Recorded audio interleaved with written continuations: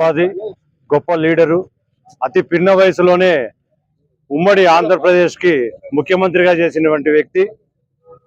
రాష్ట్ర స్థాయిలోనే కాదు, దేశ స్థాయిలో కూడా ఇందిరాగాంధీ చాలా చొరవ తీసుకొని ఆల్ ఇండియా కాంగ్రెస్ కి ప్రెసిడెంట్ గా చేసిన వ్యక్తి, క్యాబినెట్ మినిస్టర్ గా చేసిన వ్యక్తి మన దామోదరం సంజీవయ్య గారి 105వ జయంతికి ఈరోజు మడచిర రావడం నిజంగంటే జనసేన పార్టీ తరఫున మా నాయకుడు ఎప్పుడు చెప్తుంటారు, పవన్ కళ్యాణ్ గారు, గొప్ప గొప్ప నాయకులు ఎప్పుడు కొంచెం తక్కువ మంది ఉన్నారు, వాళ్ళ పేర్లు మనం నిత్యం స్మరించుకుంటే మంచి నాయకులుగా ఎదుగుతామని. అదేవిధంగా రాయలసీమలో దామోదరం సంజీవయ్య గారు పుట్టడం నిజంగా రాయలసీమ వాసిగా మేమంతా చేసుకున్న పుణ్యం, అవి అదృష్టం. ఎందుకంటే అంత మంచి నాయకుడు రాయలసీమలో ఉండి, రాయలసీమలో మన కర్నూలు జిల్లాలో మా పవన్ కళ్యాణ్ గారు కూడా, మా నాయకుడు రాష్ట్ర ఉప ముఖ్యమంత్రి పవన్ కళ్యాణ్ గారు ఒకసారి ఆయన ఇల్లు సందర్శించడం జరిగింది.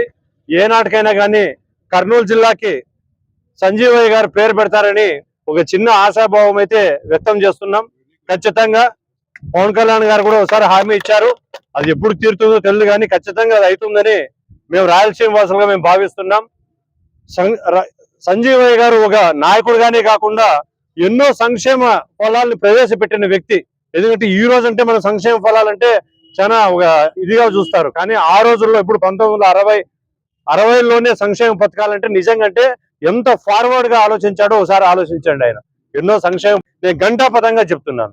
నాకు ఈ అవకాశం కల్పించిన మడచిర ప్రజానీకానికి ప్రత్యేక కృతజ్ఞతలు తెలుపుకుంటున్నాను. దామోదరం సంజీవ గారు చాలా గొప్ప మనిషి, గొప్ప మానవత్వ విలువలు ఉన్న మనిషి.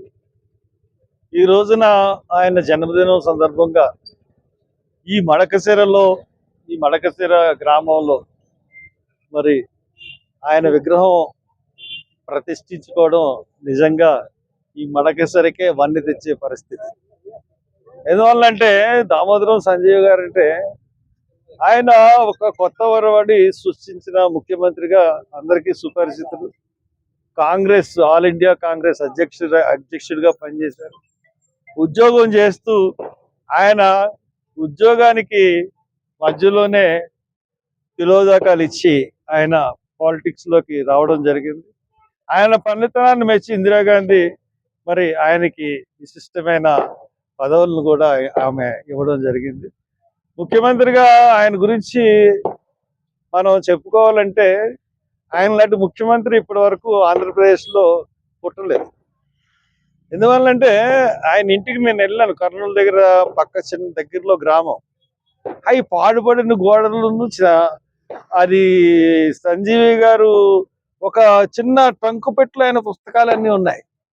అరే ఏంటి ఒక ముఖ్యమంత్రి చేస్తే ఈ రోజున పరిస్థితులు కోట్లాది ఆస్తులు సంపాదించుకునే పరిస్థితుల్లో ఈయన ముఖ్యమంత్రి చేసి ఈయన ఒక ఇల్లు కూడా సరైనది కట్టుకోలేకపోయాడు అని ఒక చాలా బాధ కూడా కలిగింది నాకు. మరి వాళ్ళ తల్లిగారి గురించి చెప్తారు, ఈయన ముఖ్యమంత్రి అయ్యాడంటే బాబు మాకు బాబుకి వచ్చి జీతం ఏమన్నా పెరుగుతుందా అని చెప్పి ఆవిడ అడిగిందంటే మరి ఆయన యొక్క పరిస్థితి ఏ విధంగా ఉన్నదో మనకు తెలుస్తుంది. కాబట్టి